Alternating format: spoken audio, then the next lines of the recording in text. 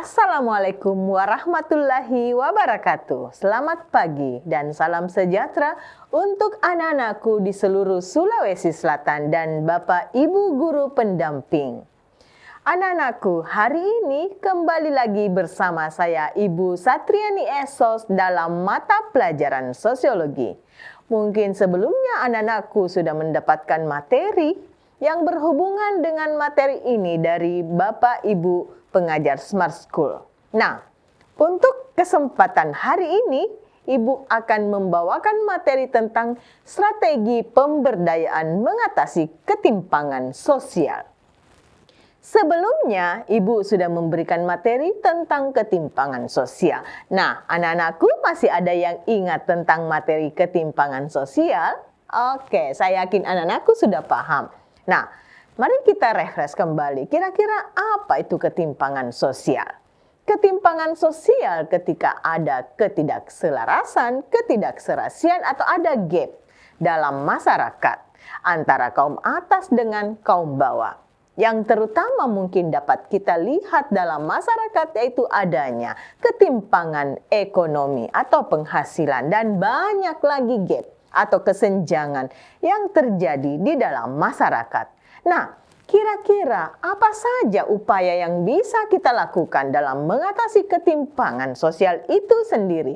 Salah satunya yaitu adanya strategi pemberdayaan dalam masyarakat. Nah, untuk hari ini Ibu akan menjelaskan tentang strategi-strategi apa saja yang kita bisa lakukan untuk memberdayakan masyarakat supaya ketimpangan sosial tidak terjadi. Oke, mari kita lihat materinya.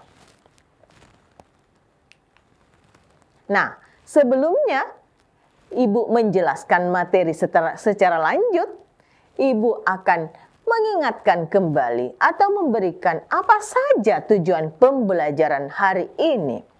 Harapan Ibu setelah pembelajaran hari ini selesai, anak-anakku dapat menunjukkan secara positif berbagai pengamatan dan diskusi tentang pemberdayaan masyarakat dalam mengatasi ketimpangan sosial. Nah, maksudnya dengan pembelajaran hari ini, anak-anakku bisa menganalisa secara positif. Secara positif maksudnya di sini, oh ternyata ketimpangan sosial itu meskipun hal yang biasa terjadi negatif dalam masyarakat, tapi kita bisa membuat ketimpangan sosial itu berubah menjadi hal yang positif atau bisa meminimalkan ketimpangan sosial dengan adanya pemberdayaan dalam masyarakat.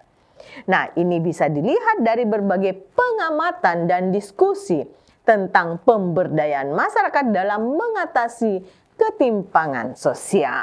Saya yakin anak-anakku setelah mengikuti materi hari ini, anak-anakku sudah bisa mencapai tujuan pembelajaran yang kita inginkan bersama. Anak-anak hebat, anak-anak smart seluruh Sulawesi Selatan, dan Bapak Ibu pendamping yang hebat. Mari kita melihat materi inti dari pemberdayaan masyarakat. Nah, kira-kira upaya apa saja yang bisa kita lakukan dalam mengatasi ketimpangan sosial? Ini materi yang saya sudah berikan sebelumnya. Namun, kita bisa refleksi kembali kira-kira apa saja upaya atau kiat-kiat dalam mengatasi ketimpangan sosial dalam masyarakat. Yang pertama, peningkatan kualitas penduduk. Pernah saya jelaskan bahwa peningkatan kualitas penduduk sangat berarti dalam mengatasi ketimpangan sosial. Karena sebagai subjek, penduduk atau masyarakat harus meningkatkan sumber daya diri yang ada dalam dirinya, di mana didukung oleh sarana prasarana di lingkungannya. Sehingga antara masyarakat satu dengan masyarakat lain tidak ada ketimpangan sosial yang terjadi. Nah, setelah peningkatan kualitas penduduk, tentu saja ada mobilitas geografis. Kenapa harus ada mobilitas geografis? Karena kita paham bahwa kondisi geografis suatu wilayah dengan sumber alam yang mereka miliki sangat mempengaruhi peningkatan kualitas penduduk untuk mengatasi ketimpangan sosial. Umpamanya ketika daerah A dengan kepadatan penduduk sehingga banyak mungkin penduduk yang tidak mendapatkan lapangan kerja atau fasilitas hidup lainnya, ya mungkin bisa dilakukan mobilitas geografis. Salah satu contoh adalah transmigrasi. Nah, dengan transmigrasi mereka bisa memulai pola hidup yang baru, tentu dibantu dengan sarana dan prasarana dari pemerintah. Dibantu dengan fasilitas dari pemerintah, umpamanya pembukaan lahan, memberikan fasilitas-fasilitas yang mereka butuhkan dalam mengubah pola hidupnya. Nah, selanjutnya setelah mobilitas geografis yaitu menciptakan peluang kerja. Nah, salah satu upaya mengatasi ketimpangan sosial di sini adalah menciptakan peluang kerja, di mana ketika ada peningkatan kualitas penduduk, otomatis peluang kerja itu akan juga bertambah tinggi seiring dengan kualitas yang kita miliki.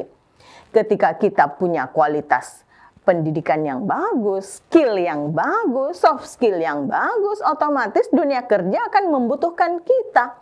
Ketika dunia kerja membutuhkan kita, maka kita akan bisa menerima penghasilan honor atau gaji yang tinggi yang bisa menunjang perbaikan kehidupan kita. Oke, semoga anak-anakku bisa mengingat kembali ya.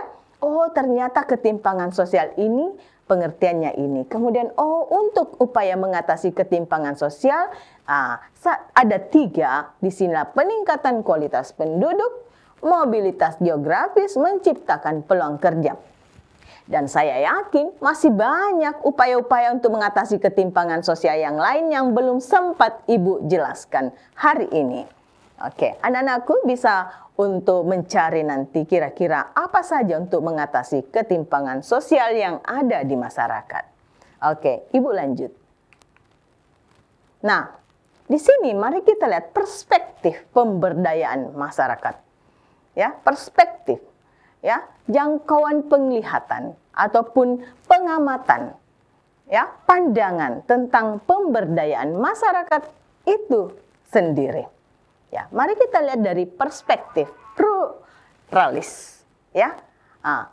Pluralis di sini identikan dengan keragaman dalam masyarakat. Nah, dengan keragaman ini supaya menjadi suatu kekuatan dalam pemberdayaan masyarakat harus perlu yang namanya kerjasama.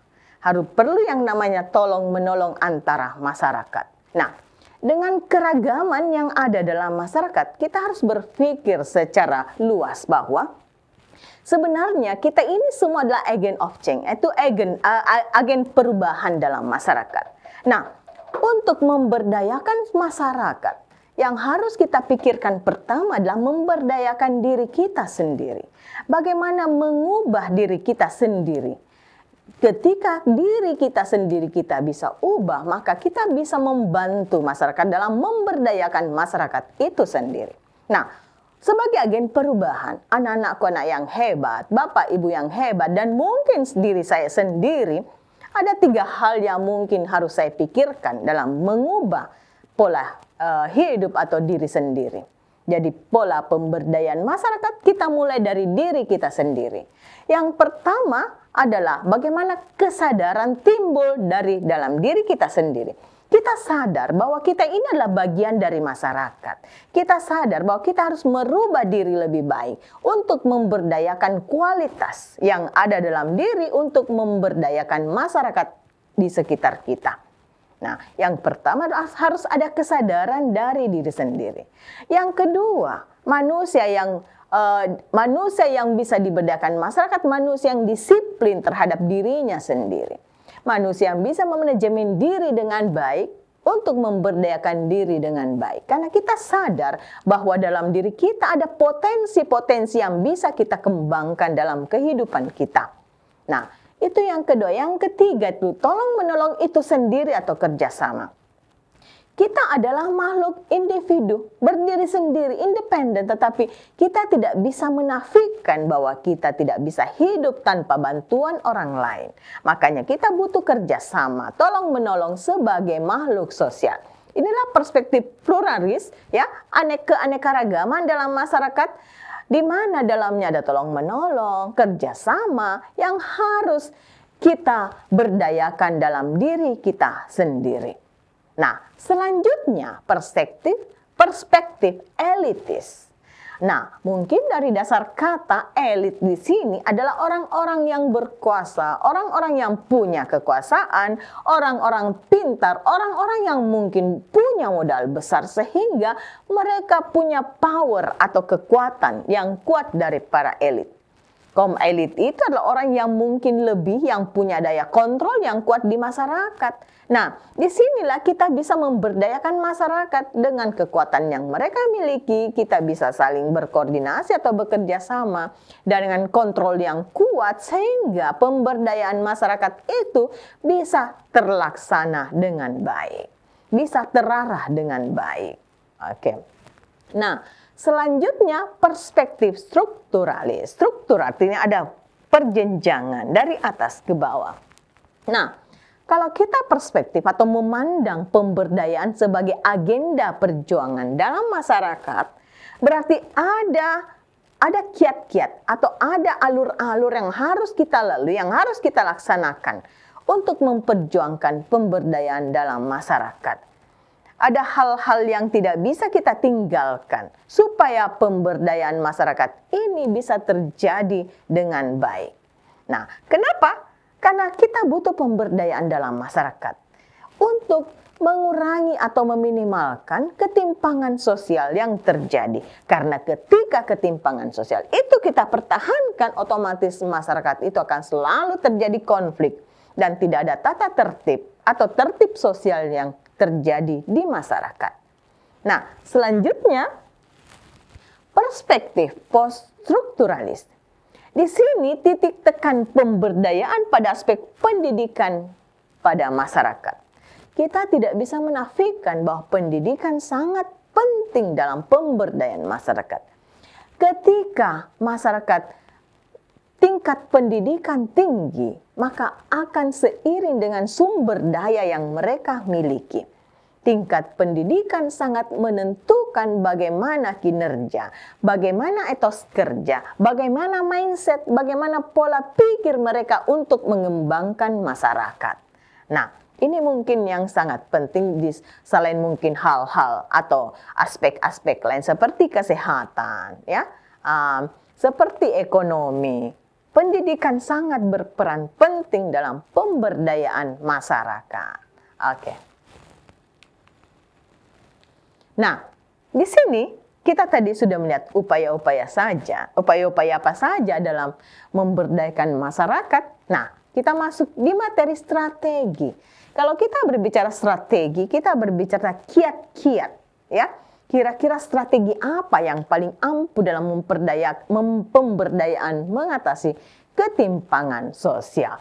Pasti anak-anakku sudah bisa berpikir, oh kayaknya ini ya strategi yang paling jitu yang bisa kita lakukan dalam pemberdayaan mengatasi ketimpangan sosial.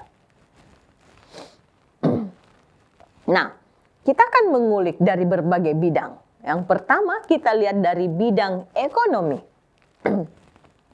Kalau berbicara tentang pemberdayaan masyarakat di bidang ekonomi, hal ini sangat penting karena ini sangat berpengaruh luas dan berpengaruh kuat pada ketimpangan sosial. Akan sangat gampang dibedakan orang yang punya uang banyak, penghasilan tinggi dengan orang yang tidak punya penghasilan atau mungkin kaum miskin. Nah, makanya kita perlu pemberdayaan di bidang ekonomi karena ini menyangkut dengan mata pencaharian dan penghasilan. Nah, yang pertama pemberdayaan UMKM. Usaha mikro kecil menengah. Sebelumnya Ibu sudah jelaskan bahwa salah satu usaha untuk mengatasi ketimpangan sosial adalah memberdayakan UMKM. Nah, di sini perlu pemerintah untuk membantu dalam pemberdayaan UKM. Salah satu mungkin peran pemerintah di sini itu menyiapkan modal, ya, supaya masyarakat bisa memiliki modal untuk mengembangkan usaha dengan mungkin jasa atau bunga yang sangat minim. Itu sangat membantu masyarakat dalam pemberdayaan UMKM. Yang kedua mungkin contohnya ketika pemerintah memudahkan dalam pengurusan surat izin usaha. Ini juga yang bisa menjadi salah satu kendala dalam pemberdayaan UMKM. Mungkin mereka sudah punya barang yang ingin dipasarkan tapi terkendala dengan izin usaha. Ini biasa membuat kendala UMKM. Nah, di sini peran pemerintah untuk melancarkan usaha atau meningkatkan usaha UMKM ini sendiri. Nah, selanjutnya BUMDes, Badan Usaha Milik Desa. Kita tahu bahwa pemerintah sekarang menggelontorkan dana bahkan ratusan sampai miliaran ke desa-desa.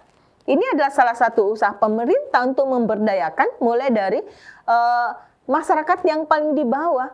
Merupakan badan usaha yang mana mengajak partisipasi seluruh atau sebagian besar masyarakat desa sebagai modalnya untuk mengembangkan wilayahnya supaya pemberdayaan masyarakat bisa tercapai dengan maksimal. Nah, anak-anakku bisa melihat contoh gambar di samping ya. Mungkin ketika kalian jalan-jalan di desa, kalian melihat ada usaha mikro kecil menengah yang mungkin biasa kalau usaha kecil mikro menengah ini biasa sesuai dengan aset daerah. Contohnya mungkin orang yang masyarakat yang petani ya, bisa mengembangkan usaha dagang beras ya. Umpamanya daerah nelayan bisa mengembangkan umpamanya teknik ikan asin atau abon dari hasil ini nelayannya atau ikannya. Umpamanya dalam suatu daerah memproduksikan lele yang banyak, bisa memikirkan kira-kira bagaimana ikan lele ini bisa diproduksi dengan berbagai macam kreativitas jenis makanan untuk dipasarkan. Itu salah satu contoh. Di sini mungkin di daerah Jawa ya, daerah Batik, di mana mungkin usaha mikro kecil menengah bisa memasarkan batiknya secara meluas ke seluruh Nusantara, bahkan ke luar negeri. Nah, di sini juga biasanya kalau BUMDes desa ya ada tulisan di situ dengan mungkin nama yang mereka inginkan masing-masing. Ini adalah salah satu upaya untuk pemberdayaan di bidang ekonomi. Nah, selain bidang ekonomi, ada bidang pertanian dan perkebunan. Kita tahu bahwa hampir sebagian besar wilayah kita adalah wilayah agraris yang hidup dengan daerah pertanian dan perkebunan. Nah, salah satu upaya untuk memberdayakan masyarakat di bidang pertanian dan perkebunan adalah pelatihan dan pembinaan. Untuk menghasilkan produk pertanian yang memiliki nilai jual yang lebih dari hasil pertanian konvensional, maka perlu adanya pelatihan dan juga pembinaan bagi petani. Mungkin saya salah satu orang yang erat hubungannya dengan kehidupan pertanian di desa yang mungkin selalu saya saksikan. Dulu secara konvensional orang melakukan gotong royong, bekerja sama antar tetangga untuk menanam padi, untuk panen padi. Tapi seiring dengan globalisasi, perkembangan teknologi, sekarang orang melakukan panen, menanam padi dengan alat dan mesin. Mungkin ada hal-hal yang ditinggalkan, yaitu mungkin gotong royong atau kerjasama atau kekerabatan. Tapi hal lainnya mereka mungkin dampak lain positif dari adanya pertanian yang lebih modern. Mereka lebih bisa hemat energi, hemat tenaga, dan meningkatkan hasil pertanian secara kualitas dan kuantitas. Ya, tapi ingat bahwa pemberdayaan dalam masyarakat itu juga gotong royong dan kerjasama sangat perlu. Mungkin kalian bisa lebih bergotong royong dan bekerja sama dalam peningkatan kualitas seperti pelatihan dan pembinaan dengan meningkatkan pengetahuan tentang perkebunan atau pertanian itu sendiri. Kenapa sekarang era digital? Kalian bisa mengakses semua hal-hal yang kalian inginkan dalam bidang pendidikan atau informasi, baik dalam bidang pertanian dan perkebunan. Nah, setelah pelatihan dan pembinaan, otomatis yang paling berperan penting dalam pemberdayaan masyarakat adalah pemasaran. Ya, inilah yang saya maksud tadi sebelumnya bahwa di sini peran pemerintah ya untuk membantu masyarakat, apalagi masyarakat yang bawah, untuk memberikan akses perizinan yang mudah dan gampang. Nah, di zaman sekarang, seiring perkembangan teknologi informasi dan komunikasi, para petani perlu dibimbing ya untuk pemasaran secara online. Sekarang kan digital, pasar online sekarang marak di mana-mana. Nah, sekarang orang bisa memasarkan barang hasilnya di pasar online dan itu lebih efisien dan efektif dibanding mungkin dengan pasar-pasar tradisional. Oke.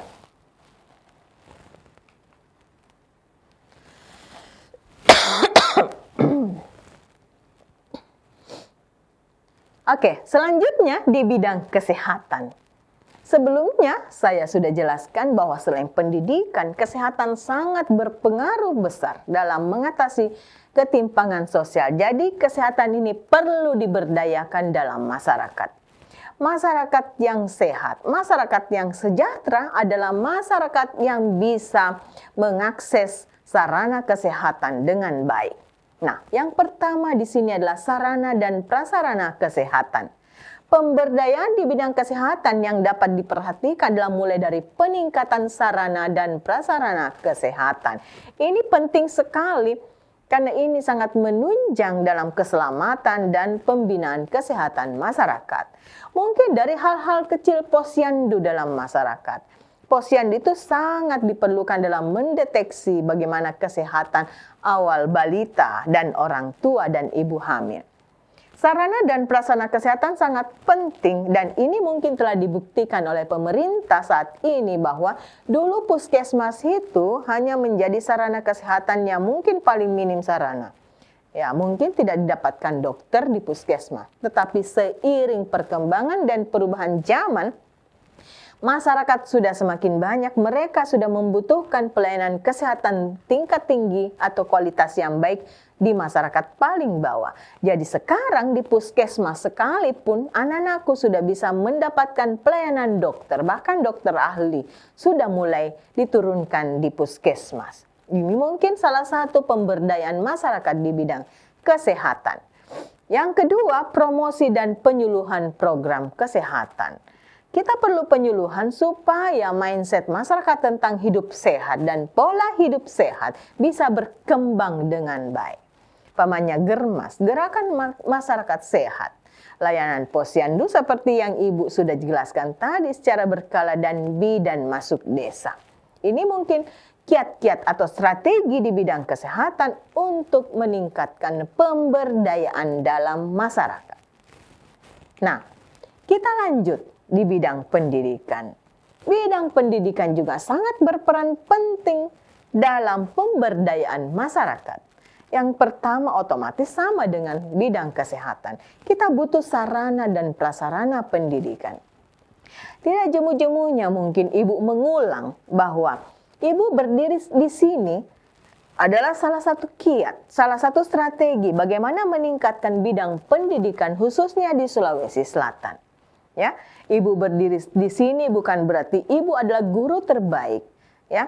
Bukan berarti Ibu adalah guru yang paling pintar. Tetapi Ibu berdiri di sini adalah salah satu usaha pemerintah untuk menyambungkan sarana dan prasarana pendidikan untuk memenuhi keterbutuhan guru di Sulawesi Selatan supaya bisa menikmati pola pendidikan. Ya, mungkin ada sekolah-sekolah di pelosok-pelosok sana mungkin yang tidak bisa mengakses pembelajaran. Nah, mungkin dengan Smart School ini kalian anak-anakku bisa menikmati proses pembelajaran dari distrik provinsi Sulawesi Selatan. Ya. Nah, di sini pemberdayaan masyarakat di bidang pendidikan dapat berupa renovasi atau pembangunan. Saya kira dengan DAK, dana alokasi khusus ataupun dana alokasi umum, pemerintah menggelontorkan dana bahkan sampai puluhan miliar. Bahkan pemerintah berani bertaruh dengan dana 20% dari APBN untuk meningkatkan sarana dan prasarana pendidikan dan tenaga pengajar yang memadai. Ya, meningkatkan kesejahteraan guru, membangun sekolah-sekolah itu adalah salah satu upaya pemberdayaan masyarakat di bidang pendidikan. Nah, di sini selain sarana dan prasarana pendidikan yang dulu mungkin anak-anakku hanya memakai papan tulis yang ditulis dengan kapur, sekarang papan tulisnya bisa dengan smartboard ya. Dulu mungkin tidak ada LCD atau proyektor untuk belajar atau komputer ya atau laptop. Sekarang anak-anakku dengan sarana dan prasarana yang semakin canggih, sekarang anak-anakku bisa belajar dengan laptop, komputer, dengan layar proyektor ya ataupun dengan papan smartboard ya. Nah, yang kedua, tenaga pengajar yang memadai. Sekarang kualitas dan kuantitas guru terus diupayakan oleh pemerintah ya, dengan mungkin salah satu programnya daerah tertinggal atau diistilahkan dengan 3T ya, seperti pedalaman, pulau-pulau terluar ya. Diusahakan supaya guru bisa mengajar di sana. Karena anak-anakku semua punya hak untuk menikmati pendidikan dimanapun kalian berada.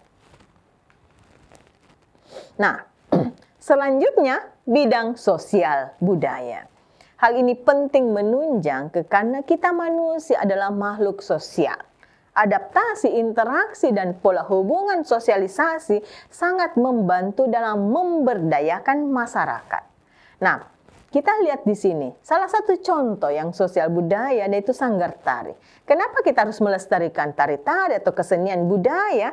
Ini adalah ciri khas atau identitas kita sebagai orang Indonesia, sebagai orang daerah.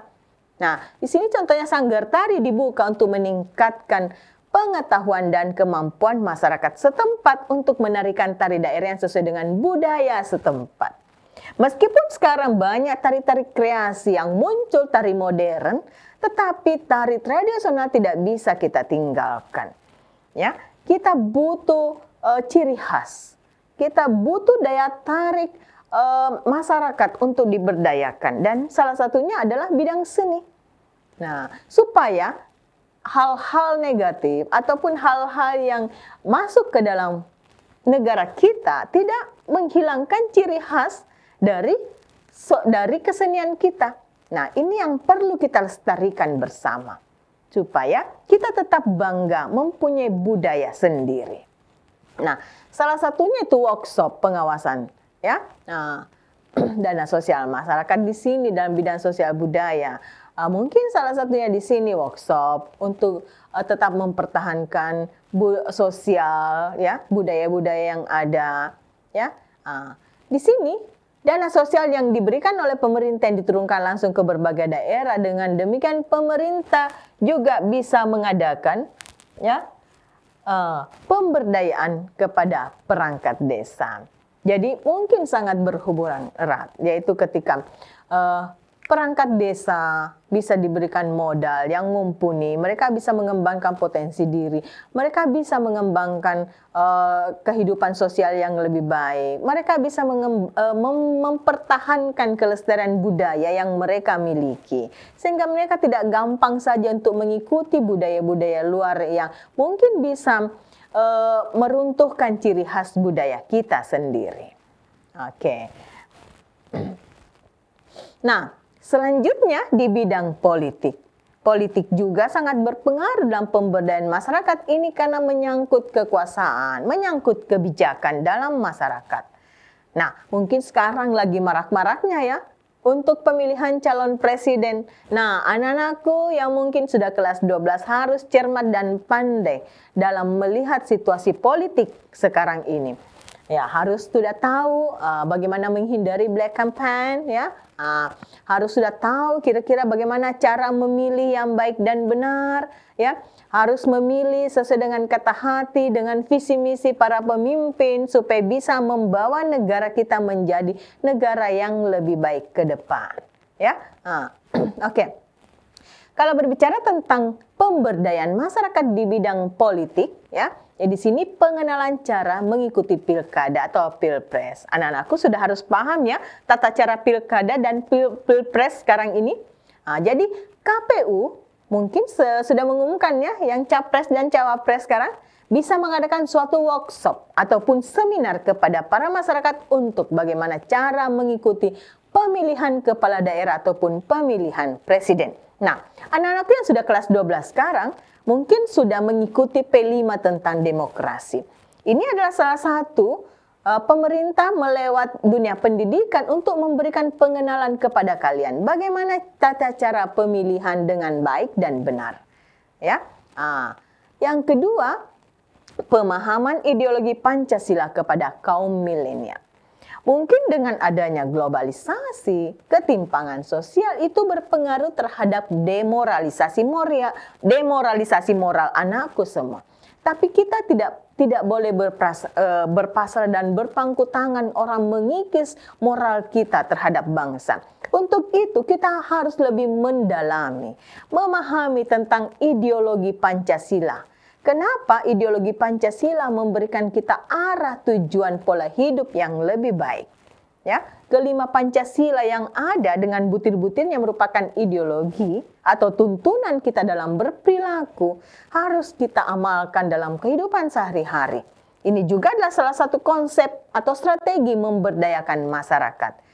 Ideologi ini bisa diajarkan lebih baik dengan materi yang mudah dipahami pada kaum milenial. Nah, ini mungkin salah satu peran juga dunia pendidikan ya, untuk bagaimana mengajarkan ideologi ini dengan baik dan benar dan bisa dipahami dengan baik dan benar oleh kaum Gen Z ya.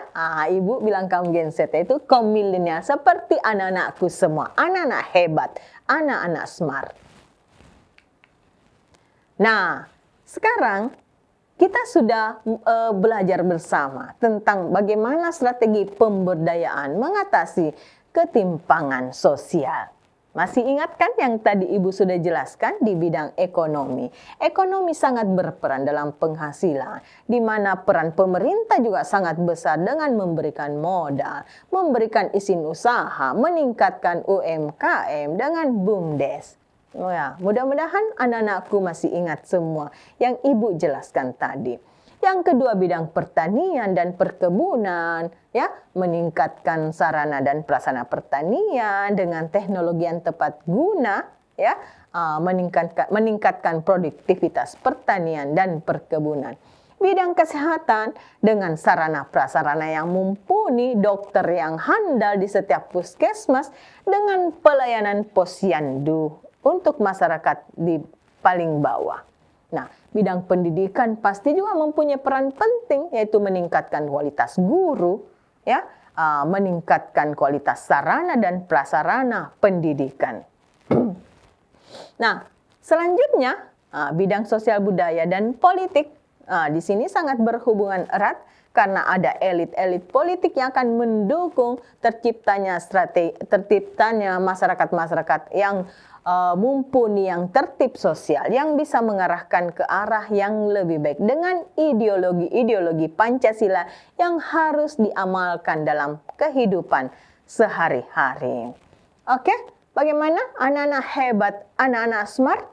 Mudah-mudahan dengan kesimpulan materi yang telah Ibu jelaskan ini, anak-anakku sudah bisa paham, oh ternyata ini ya kiat-kiat atau strategi pemberdayaan mengatasi ketimpangan sosial. Nah, tentu setelah pembelajaran ini anak-anakku sudah tahu, oh saya harus berbuat begini ya, seperti yang Ibu sudah jelaskan sebelumnya bahwa sebagai agent of change ya, agen perubahan dalam diri kita sendiri, kita harus merubah pola hidup dengan kesadaran, dengan disiplin, dengan gotong royong dan potensi-potensi yang kita punya untuk mendukung masyarakat dalam menciptakan pemberdayaan di masyarakat itu sendiri. Oke. Nah, ini mungkin contoh soal, tapi saya yakin anak-anakku sudah bisa menjawab. Hanya ingin merefresh kembali kira-kira bagaimana materi tentang pemberdayaan yang Ibu sudah jelaskan tadi. Nah, Ibu bacakan ya. Proses menuju berdaya. Berdaya berarti punya kekuatan atau proses untuk memperoleh data, kekuatan, kemampuan atau proses pemberian kekuatan atau kemampuan pada pihak yang kurang atau belum berdaya disebut. Nah, saya yakin anakku sudah paham bahwa ini adalah pemberdayaan dalam masyarakat. Jadi jawabannya adalah A. Oke, anak-anak hebat, anak-anak smart. Sebelum Ibu tutup materi pada hari ini, Ada mungkin quotes yang ibu ingin berikan ke kalian, bahwa baik saja tak cukup, tapi naikkan tingkatannya menjadi terbaik, supaya anak-anakku bisa menjadi anak-anak yang terhebat. Sebab yang baik belum tentu bisa menjadi yang terbaik, tapi terbaik sudah pasti baik. Oke? Terima kasih untuk anak-anak hebat seluruh Sulawesi Selatan. Mungkin ada yang mau bertanya sebelum ibu tutup? Kalau ada yang bertanya bisa raise to hand, ya, bisa langsung untuk bertanya, silahkan. Oke, anak-anak hebat seluruh Sulawesi Selatan, sekian dulu materi dari Ibu Satriani hari ini dalam mata pelajaran sosiologi. Tetaplah menjadi anak-anak agen perubahan yang bisa memberdayakan diri dan memberdayakan masyarakat di sekitarnya. Akhir kata, Assalamualaikum warahmatullahi wabarakatuh. Selamat pagi.